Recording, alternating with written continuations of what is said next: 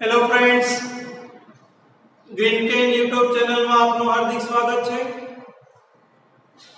હું I K sir. મિત્રો, આપણે લાસ્ટ લેક્ચરની અંદર 11 સાયન્સના 1 થી 30 તત્વોના અભ્યાસની વાત કરી ગયા હતા, જે ખૂબ જ જરૂરી પાયાનો લેક્ચર છે, બેઝિક કેમિસ્ટ્રીનો લેક્ચર છે. આજે મિત્રો આપણે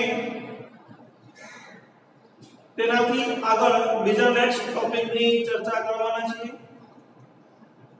રાસાયણિક તત્વો એના સંયોજન માટેની વાત. કઈ રીતે સંયોજન તત્વોમાંથી બને છે તે. જો મિત્રો તમે આ YouTube ચેનલમાં નવા છો તો વિડિયોને અંત સુધી જોવો, શીખો, લાઈક, શેર અને સબસ્ક્રાઇબ કરો. સબસ્ક્રાઇબ કરશો તો નવા વિડિયોની નોટિફિકેશન ડાયરેક્ટલી તમને મળશે. અને માત્ર તમે ન જોતા તમારા સગા સંબંધીઓ અને ફ્રેન્ડને પણ લિંક શેર કરજો. આજનો આપણે ટોપિક સ્ટાર્ટ કરીએ.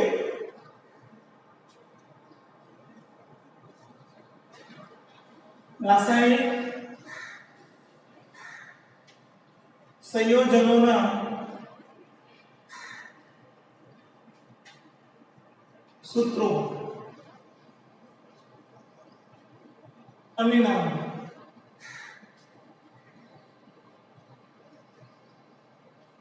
મિત્રો, આપણને પ્રશ્ન થાય કે સંયોજન કઈ રીતે બન્યું છે. તો સંયોજન બનવા માટેની આપણે બેઝિક વાત જોઈએ. જ્યારે ધન આયન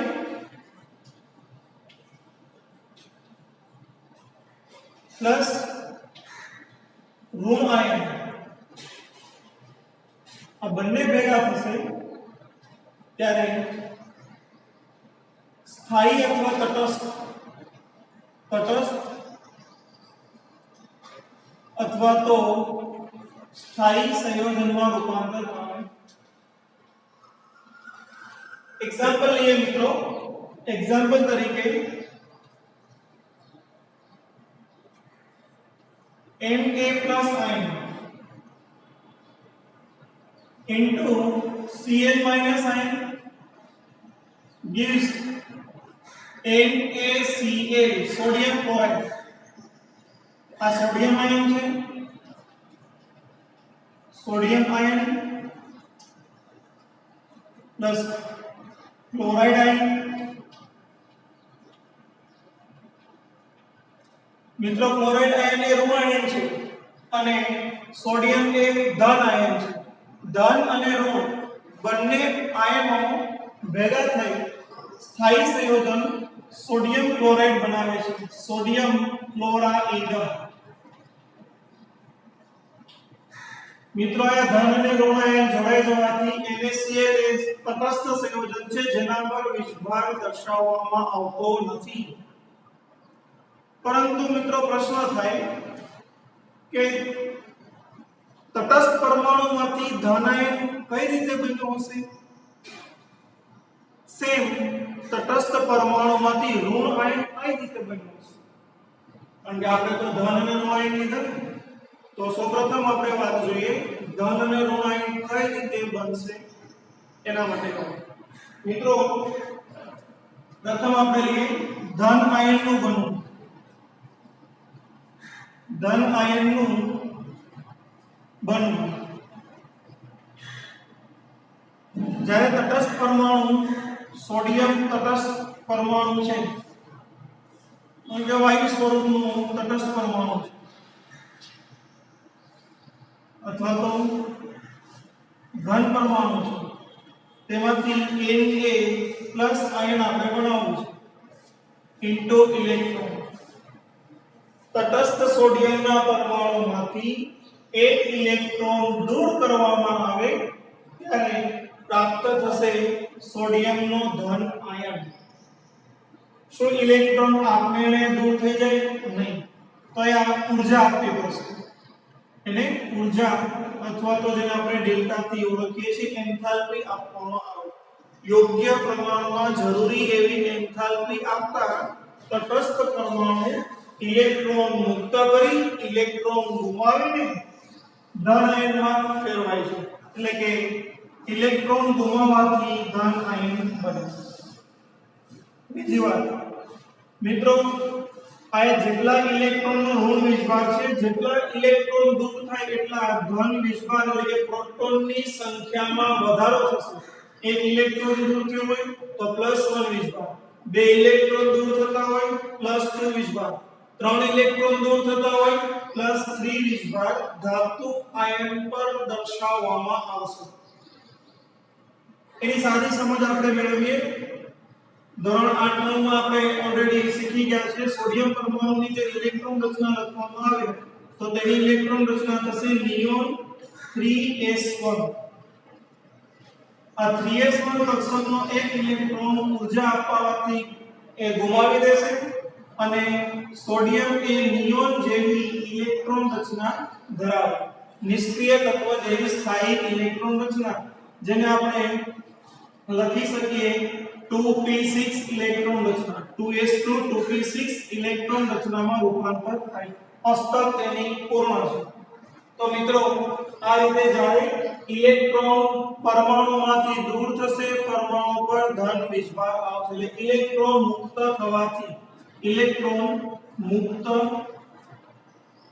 થવાથી અથવા ઇલેક્ટ્રોન ગુમાવવાથી ધન આયન બને। સેમ મિત્રો આપણે ઋણ આયન માટેની વાત જોઈએ, કઈ રીતે ઋણ આયન બનશે તે। ઋણ આયન માટેની વાત, ઋણ આયનનું બનવું, જ્યારે પરમાણુમાં તટસ્થ પરમાણુ છે તેમાંથી આપણે ઋણ આયન બનાવવો છે। એક્ઝામ્પલ લઈએ આપણે ક્લોરીન,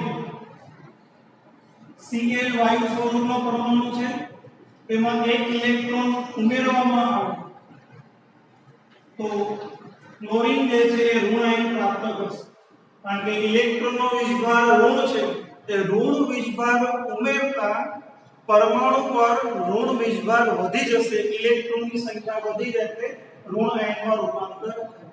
તો આયા મિત્રો શું થશે? ઇલેક્ટ્રોન મેળવશે, એટલે ઇલેક્ટ્રોન મેળવતા ઋણ આયન બને।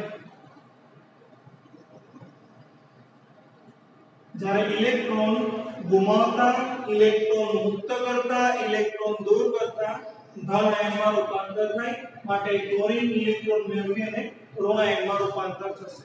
આ ધન અને ઋણ આયન જ્યારે જોડાઈ જાય ત્યારે સ્થાયી સંયોજન NaCl માં રૂપાંતર થાય। આગળ મિત્રો આપણને ક્વેશ્ચન થાય કે શું માત્ર એક જ ધન આયન ધરાવતા તત્વો હશે, એક જ ઋણ આયન ધરાવતા તત્વો હશે? નહીં મિત્રો, ધન વીજભાર એકથી વધુ ધરાવતા પણ તત્વો અવેલેબલ છે, ઋણ વીજભાર એકથી વધુ ધરાવતા પણ તત્વો રસાયણ વિજ્ઞાનમાં અવેલેબલ છે। આ બાહ્ય કોષમાં નિષ્ક્રિય ઇલેક્ટ્રોન પછીના બાહ્ય કોષમાંથી ઇલેક્ટ્રોન દૂર થયો છે સંયોજકતા કોષમાંથી। આ સંયોજકતા કોષમાંથી જેટલા ઇલેક્ટ્રોન દૂર થાય તેને આપણે સંયોજકતા કોષના ઇલેક્ટ્રોન કહીએ છીએ, અને ઇલેક્ટ્રોન દૂર થતા આવતા વીજભારને તેની સંયોજકતા તરીકે ઓળખવામાં આવે છે। મિત્રો આ સંયોજકતાના નંબર્સ તમને નવા લાગશે, પણ ટેન્શન ન લો, આગળ આપણે જેમ જેમ વધીશું દરેક વસ્તુ તમને ક્લિયર થશે। એટલે બાહ્ય કોષના ઇલેક્ટ્રોન, સંયોજકતા કોષના ઇલેક્ટ્રોન દૂર થવા માટે એક ઇલેક્ટ્રોન દૂર થાય તો એક સંયોજકતા, બે ઇલેક્ટ્રોન દૂર થાય તો બે સંયોજકતા, ત્રણ ઇલેક્ટ્રોન દૂર થાય તો ત્રણ સંયોજકતા તરીકે ઓળખવામાં આવશે। મિત્રો જો ક્લોરીનની આપણે ઇલેક્ટ્રોન રચના લખીએ તો ક્લોરીન માટે પરમાણુ ક્રમાંક 17 છે, નિયોન 10, 3s2 12 અને 3p5, 17 ઇલેક્ટ્રોન રચના થશે। આ બાહ્ય કોષમાં 7 ઇલેક્ટ્રોન છે, 8 ઇલેક્ટ્રોનનું રૂપાંતર થાય એટલે નવી ઇલેક્ટ્રોન રચના આવી થશે, એક ઇલેક્ટ્રોન વધી ગયો, નિયોન 3s2 3p6, અથવા તો આને મિત્રો આપણે આમ લખી શકીએ છીએ કુલ ઇલેક્ટ્રોન 18 માટે આર્ગોન જેવી સ્થાયી ઇલેક્ટ્રોન રચના પ્રાપ્ત કરશે। મિત્રો વિડિયોને પોઝ કરીને તમે બોર્ડ પર નોંધી લો। આગળ આપણે ધન અને ઋણ આયન અલગ અલગ સંયોજકતા ધરાવતા એ જોઈએ અને ત્યારબાદ તેનાથી સ્થાયી સંયોજન અથવા સૂત્રની વાત।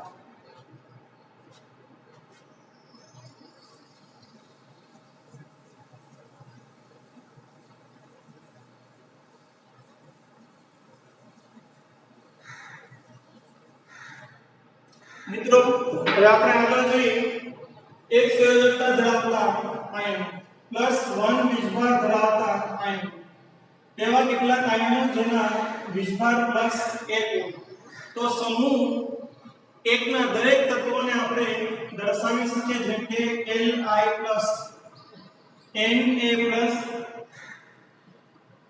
K plus Rb plus NCS plus આના ઉપરાંત NH4 પ્લસ પણ દર્શાવી શકાય PH4 પણ દર્શાવી શકાય। મિત્રો દ્રવ્યના નામ લખીએ આ જે છે લિથિયમ પરંતુ આયન સ્વરૂપે છે એટલે આપણે લિથિયમ આયન લખી શકીએ લિથિયમ આયન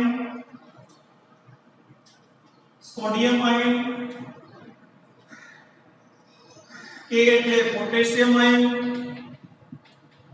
જો મિત્રો હજી તમે નવા છો તો આ દરેક તત્વોના નામ અને પરમાણુ ક્રમાંક આપણે આના પહેલાના વિડિયોમાં જોઈ ગયા છે। જો તમે નવા છો તો આના પહેલાનો પાર્ટ 1 લેક્ચર 1 તમે અભ્યાસ કરી શકો છો જેના અંદર તમને સંપૂર્ણ 30 તત્વોની માહિતી શીખવા મળશે। એનાથી આગળ તમે વધશો તો જ તમને ફાયદો થશે બાકી વચ્ચેથી જોડાવાથી કેમિસ્ટ્રીમાં કોઈ ફાયદો થશે નહીં। તો સંપૂર્ણ વિડિયો જુઓ। Rubidium ion caesium ion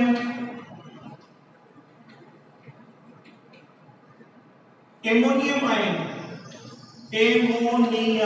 NH4 plus નું નામ થશે એમોનિયમ એન્ડ ફોસ્ફોનિયમ આયન ફોસ્ફોનિયમ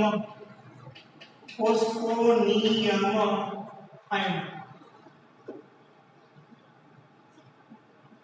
आता +1 વીજભાર ધરાવતા આયન। ત્યારબાદ જોઈએ +2 વીજભાર ધરાવતા આયન જેની સંયોજકતા +2 છે અથવા તો જેનો વીજભાર +2 છે તે તો પ્રથમ તો આપણે લખી શકીએ કે સમૂહ 2 ના દરેક તત્વોમાં આપણે લખી શકીએ Be2+ ion Mg2+ ion Ca2+ ion Sr2+ ion Ba2+ ion આ દરેક તત્વો +2 વીજભાર ધરાવે છે। નામ થશે beryllium ion magnesium ion calcium ion strontium ion and barium ion. ત્યારબાદ મિત્રો આપણે જોઈએ +3 સંયોજકતા ધરાવતા આયન જેની સંયોજકતા +3 છે તેવા આયનોની આપણે વાત કરીએ। સમૂહ 3 ના તત્વોને આપણે લખી શકીએ છીએ જેમ કે Ka3+ ion Ga3+ ion Cr3+ ion વગેરે વગેરે। Al3+ આયન નું નામ છે એલ્યુમિનિયમ આયન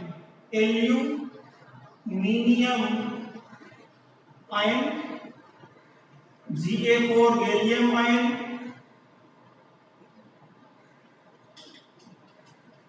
ક્રોમિયમ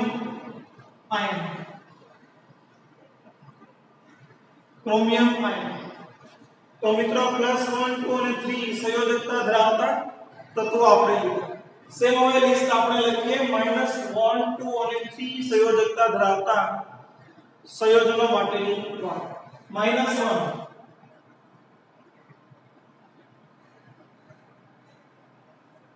સમૂહ 17 ના દરેક તત્વોને આપણે રિપ્રેઝન્ટ કરી શકીએ છીએ એની સિવાયના પણ તત્વો લખી શકાય જેમ કે 1 ion Br ion Cl ion I minus ion, NO2 minus ion, NO3 minus ion, CH3COO minus ion. આ દરેક તત્વો -1 સંયોજકતા ધરાવે છે.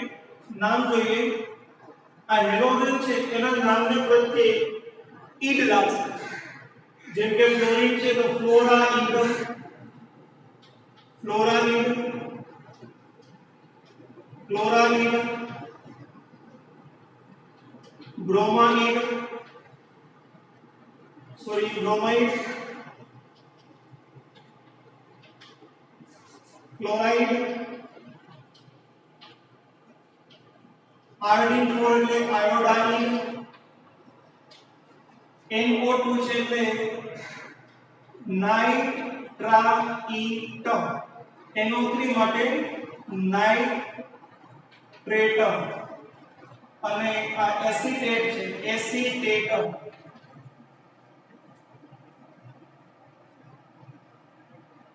આ -1 વિસ્ભાર ધરાવતા આયન.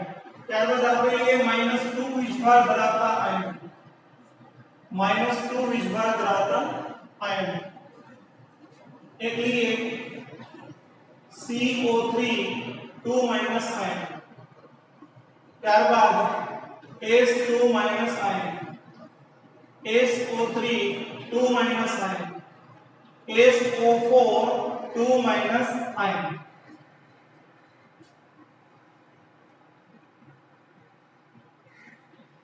Cr2O7 2 ion.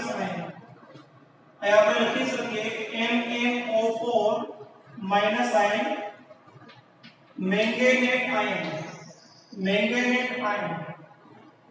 દરેકના મિત્રો નામ લખીએ. પ્રથમ છે કાર્બોનેટ આયન. કાર્બોનેટ આયન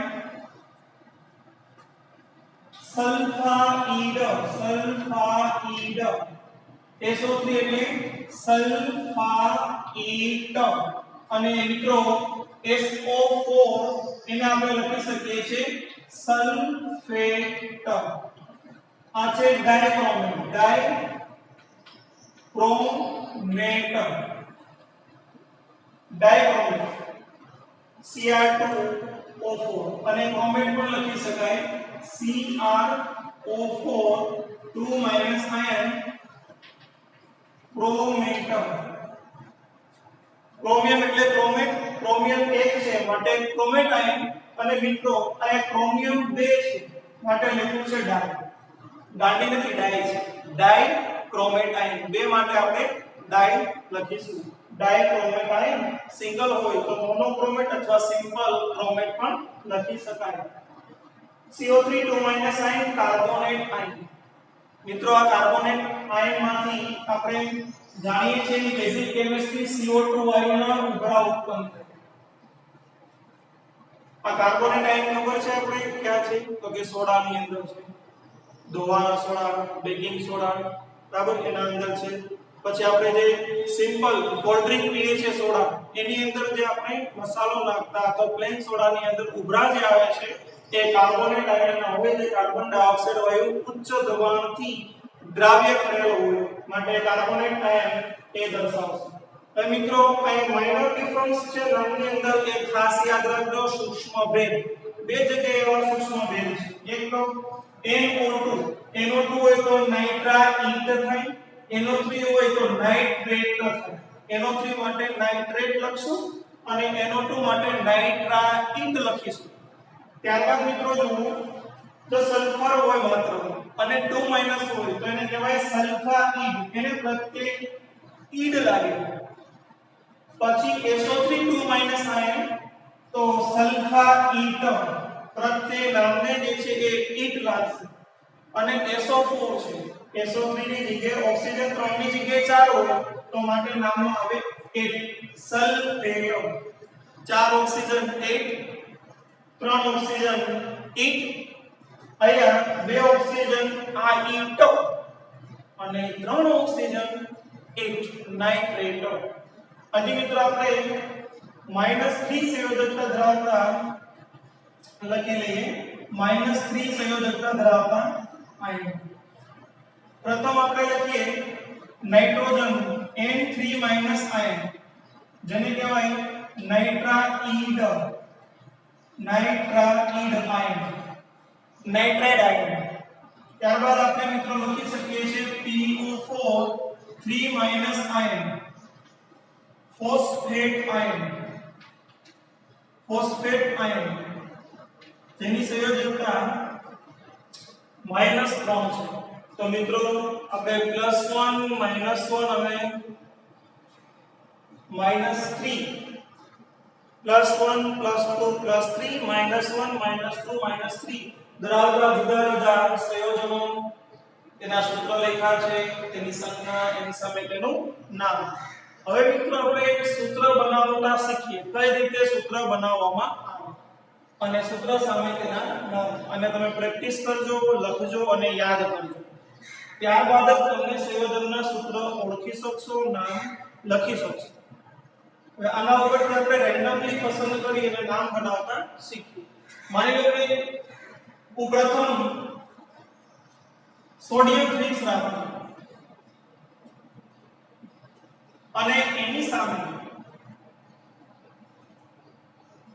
-1 2 અને 3 ધરાવતા જુદા જુદા સંયોજનને જોડી દઉં તો અલગ અલગ સૂત્ર જે છે એ પ્રાપ્ત થશે. અથવા તો આપણે સોડિયમને સ્કીપ કરી અને પોટેશિયમ લખીએ, અને પોટેશિયમ સાથે જુદી જુદા પોટેશિયમ +1 છે, એની સામે આપણે -1 2 અને 3 એવા લેવાના છે. તો માઈનસ અને માઈનસ લઈએ. જેમ કે પોટેશિયમ A+,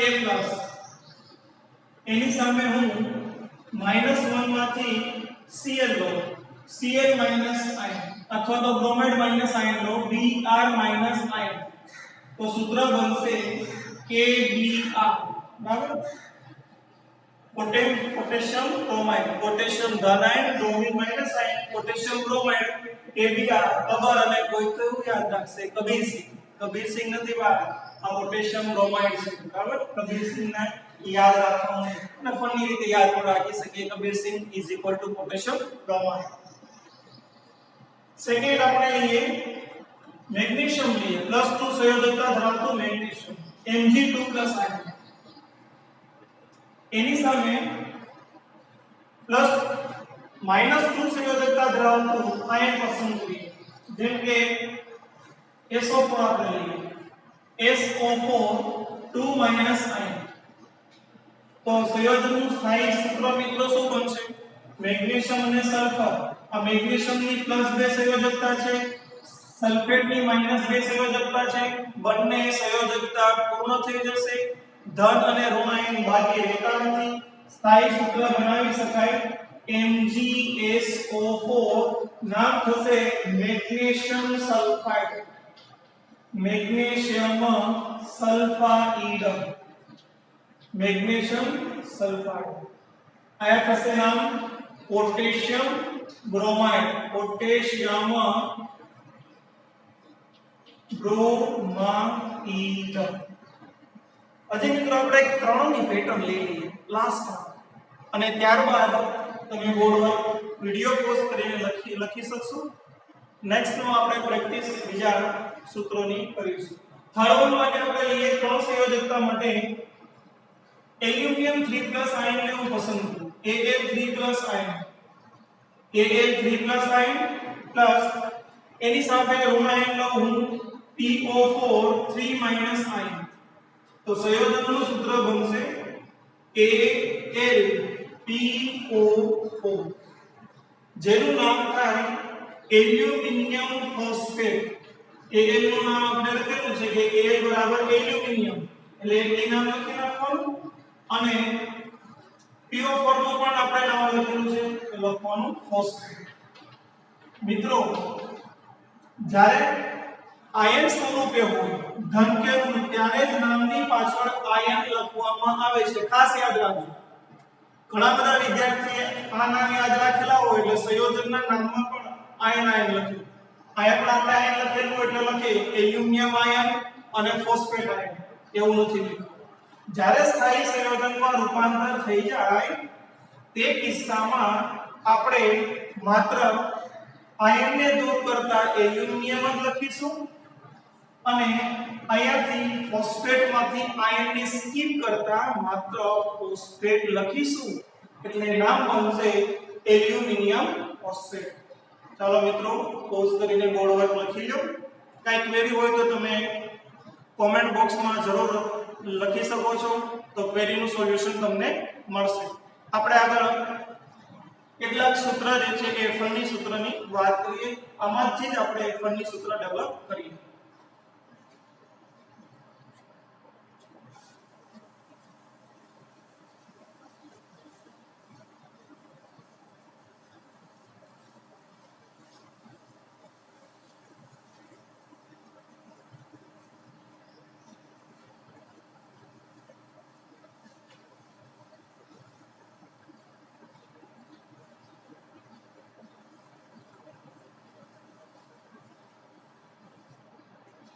મિત્રો આપણે સોડિયમ સાથે જુદા જુદા આયનને જોડવા છે। Na+ એની સાથે હું NO2 માઈનસ જોડી દઉં તો સૂત્ર બનશે NaNO2। હવે મિત્રો આનું નામ છે સોડિયમ આયન। આપણે હમણાં જોઈએ મુજબ સોડિયમ આયન પ્લસ અહીંયા જે છે નાઇટ્રાઇક આયન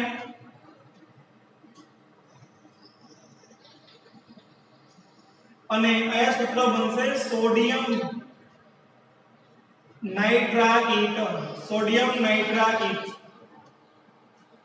એ રીતે મિત્રો સોડિયમ સાથે આપણે Na+ સાથે જો NO3 જોડી દઈએ NO3 માઈનસ આયન તો સૂત્ર બની જાય NaNO3। તો આનું નામ શું બનશે NO3 છે જો NO2 માં નાઇટ્રાઇટ તો આપણે જોઈ ગયા હતા NO3 માં નાઇટ્રેટ માટે લખી શકાય સોડિયમ નાઇટ્રેટ। સોડિયમ નાઇટ્રેટ આ તેનું નામ થશે। ત્યારબાદ પોટેશિયમ સાથે મિત્રો પોટેશિયમ ધન હોય NO2 માઈનસ હોય તો આપણે લખી શકીએ પોટેશિયમ નાઇટ્રાઇટ KNO2। પોટેશિયમ એની સાથે NO3 લેવામાં આવે તો લખી શકાય KNO3 potassium nitrite potassium nitrate potassium nitrate potassium nitrite. તો મિત્રો આને આપણે આ રીતે ફની યાદ રાખી શકીએ છીએ NaNO2 નાનો 2 નાનો 2 નાનો NaNO2 નાનો 2 નાનો 3 NaNO નાનો 3 કાનો 2 કાનો 3 આ રીતે આપણે યાદ રાખી શકીએ છીએ કાનો 3 કાનો 2 નાનો 3 નાનો 2। એવી રીતે પણ કેલ્શિયમ માટે પણ આપણે લખી શકીએ કે કેલ્શિયમ 2+ અને જો CO3 2- હોય તો આપણે લખી શકાય CaCO3 કાકો3 જેને calcium carbonate calcium carbonate calcium carbonate. મિત્રો કેલ્શિયમ કાર્બોનેટ એ આપણા કેવિટી ઓફ ધ ટીથ દાંતના જે છે એ કવચ રક્ષક તરીકે અને કેલ્શિયમ કાર્બોનેટ આપણા હાડકાના મેન બંધારણ ઘટક તરીકે પણ ઉપયોગી છે। આપણા શરીરની અંદર એ કેલ્શિયમ કાર્બોનેટ હાડકાના બંધારણ માટે જવાબદાર છે। મિત્રો હવે કેટલાક સૂત્રો આપણે એવા જોઈએ કે ઋણ આયન અલગ અલગ હોય પણ ધન આયન ફિક્સ હોય। પછી એવા સૂત્ર જોઈએ કે ધન આયન અલગ હોય ઋણ આયન ફિક્સ હોય તો એ બંને ઉલટ સુલટ ક્વેશ્ચન ના સોલ્વ કરવા માટેની વાત એવા સૂત્રની આપણે બનાવવા જોઈએ। જેમ કે આપણી પાસે કેલ્શિયમ છે આ Ca2+ માં બે સંયોજકતા વાળો તો જોડી દીધો હોય બે સંયોજકતા વાળો આપણે જોડશું નહીં એની સાથે હું લઉં ક્લોરીન। મિત્રો કેલ્શિયમની બે ધન આયનને તટસ્થ બનાવવા માટે ક્લોરીન કેટલા જોશે 2 પણ એનો વિસ્તાર 1 છે તો 2 મોલ લઈ લેવાનો 2 મોલ ક્લોરીન લખો તો CaCl2 લખી શકાય કેલ્શિયમ ક્લોરાઇડ કેલ્શિયમ ક્લોરાઇડ એ લખી શકાય। મિત્રો આપણે આની સાથે કેલ્શિયમ સાથે ફોસ્ફેટ લઈએ PO4 3 આયન હવે આવું શું થશે તો બંને અલગ અલગ છે આ સંયોજકતા બે છે એને 3 વડે ગુણવાનું સામસામે ક્રોસ ગુણાકાર કરવાનો સંયોજકતા એને 3 વડે ગુણો એટલે આ થશે +6 આ -3 છે એને 2 વડે ગુણો એટલે આ થશે -6 તો +6 અને -6 સંયોજન કેવું થશે સ્થાયી અથવા તો જ્યારે વિરુદ્ધ વીજભાર હોય ત્યારે એ વીજભારની નિશાનીથી સામસામેને ગુણાકાર કરતા નવું સૂત્ર બને આયા પણ આપણે સેમ કોન્સેપ્ટ લગાડ્યો છે જો મિત્રો આને કેટલા વડે ગુણો આપણે એક વીજભાર છે એટલે 1 વડે ગુણો આ વીજભાર કેટલા છે 2 એટલે 2 વડે ગુણો તો 1 વડે ગુણો તો 1 લખવાની જરૂર નથી સેમ આયા વીજભાર 2 તો આયા આપણે 2 વડે ગુણી શકીએ આયા વીજભાર કેટલો છે 3 તેને 3 વડે ગુણી દેવું 3 વડે ગુણો અને 2 વડે ગુણો એટલે સંયોજનનું સ્થાયી સૂત્ર કેવું બનશે CA3PO4 અને twice 10 calcium phosphate calcium chloride calcium carbonate અને કેલ્શિયમ ફોસ્ફેટ કેલ્શિયમ ફોસ્ફેટ ફરીથી મિત્રો આપણે આ સામસામે રિવર્સ સંયોજકતાથી કેલ્ક્યુલેશન કરી શકીએ છીએ હજી આપણે એલ્યુમિનિયમ સાથે એક વાત લઈએ કે જો એલ્યુમિનિયમ આપણી પાસે ફિક્સ હોય ધન આયન તરીકે એલ્યુમિનિયમ ફિક્સ હોય જેની સંયોજકતા +3 છે એલ્યુમિનિયમની સંયોજકતા કેટલી છે +3 અને એ +3 સંયોજકતા ધરાવતા જુદા જુદા એની સાથે જુદા જુદા આપણે આયનો લઈએ જેમ કે મૂલો બ્રોમિન જેની સંયોજકતા -1 છે ત્યારબાદ આપણે લઈએ -2 સંયોજકતા ધરાવતું SO2 અને આ આપણે લેવામાં આવે નાઇટ્રાઇડ 3 આયન તો મિત્રો આયા તો -3 અને +3 સંયોજન કેવું થઈ જશે સ્થાયી ALN એલ્યુમિનિયમ નાઇટ્રાઇડ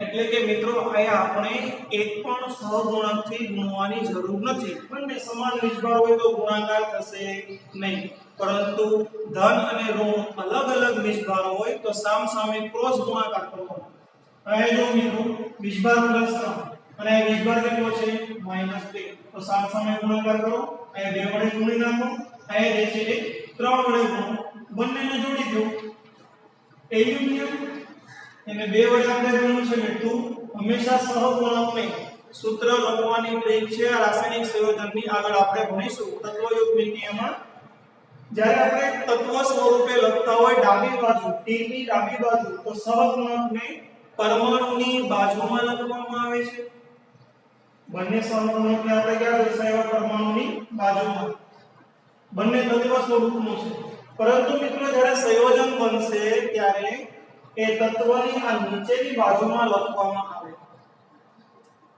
હવે માની લો કે આપણો SO4 છે બીજો ઘટક આ SO4 ને હું અહીં લખું તો 4 * 2 વિદ્યાર્થી ભૂલથી 8 પણ લખી શકે અથવા જો SO4 માં શરૂઆતમાં તમને લખવાની ટ્રીક ખબર ન હોય તો SO4 અને આ 2 લખી નાખો તો આનો મીનિંગ થયો 42 આ 42 મીનિંગ એ કોઈ અર્થઘટન નથી આનો પણ અર્થઘટન નથી એટલે વિદ્યાર્થી મિત્રો જ્યારે પરમાણુમાં સંખ્યા હોય SO4 4 ઓક્સિજન હોય ત્યારે આપણે કૌંસથી દર્શાવીશું કોનાથી દર્શાવીશું કૌંસ તો જો સામસામે આપણે સંયોજકતાને જોયું સંયોજનમાં આનું નામ એલ્યુમિનિયમ છે આનું નામ સલ્ફેટ છે આગળ આપણે જોઈ ગયા એલ્યુમિનિયમ સલ્ફેટ બન્યું ત્યારબાદ હવે સામસામે આપણે સંયોજકતાને ગુણવાની છે આયા -1 સંયોજકતા છે એલ્યુમિનિયમને -1 થી અથવા તો 1 થી ગુણો તો એલ્યુમિનિયમની આગળ આપણે 1 કેનો મૂકે કોઈ ફેર પડતો નથી પરંતુ હા આ 3 આયા મૂકવામાં આવે એટલે 3 બ્રોમિન એ દર્શાવવામાં આવશે અને બ્રોમિન માટેનો વીજભાર રહે છે એ -1 3 થી ને 0 એલ્યુમિનિયમ બ્રોમાઇડ સંયોજનનું સૂત્ર બન્યું એલ્યુમિનિયમ બ્રોમાઇડ એલ્યુમિનિયમ બ્રોમાઇડ એવી રીતે મિત્રો આપણી પાસે જો acetate ion CH3COO minus plus એની સાથે આપણે લખીએ Na પ્લસ તો સૂત્ર બનશે NaCH3COO Na સોડિયમ એસિટેટ પહેલા ધન આયનનું નામ બોલવાનું પછી ઋણ આયનનું સોડિયમ એસિટેટ આ રીતે આપણે લખી શકીએ છીએ તો મિત્રો તમને લેક્ચર ખૂબ ગમ્યો હશે ઘણું બધું નોલેજ તમારું વધ્યું પણ હશે આ રીતે સંયોજનને આપણે બનાવતા શીખીશું આજના વિડિયોનો લેક્ચરને તમે ખૂબ જ ગહન અભ્યાસ કરજો પ્રેક્ટિસ કરજો કાઈ પણ ડાઉટ હોય તો બિંદાસ તમે એક ક્વેરી કોમેન્ટ બોક્સમાં લખી શકો છો અથવા તો તમે પર્સનલ WhatsApp નંબર ઉપર પણ ક્વેરી પૂછી શકો છો આગળ આપણે મળીશું રાસાયણિક વિજ્ઞાનની પાયાની સંકલ્પનાના ટોપિક નંબર 1 પ્રસ્તાવના અને રાસાયણિક વિજ્ઞાનની અગત્ય એ ટોપિકની આપણે આગળ ચર્ચા કરીશું એવરી 2 ડે આપણે 1 બાય 1 વિડિયો મૂકશું આજ 12 સાયન્સ કાલ 11 સાયન્સ 12 સાયન્સ 11 સાયન્સ એટલે તમારી સાથે ભણતા તમારા સગા સંબંધી કે ક્લાસમેટ કે તમારી સ્કૂલના મિત્રો જે 12 સાયન્સના હોય તેને પણ તમે લિંક શેર કરી અને તેને પણ નોલેજમાં ફાયદો કરાવી શકો છો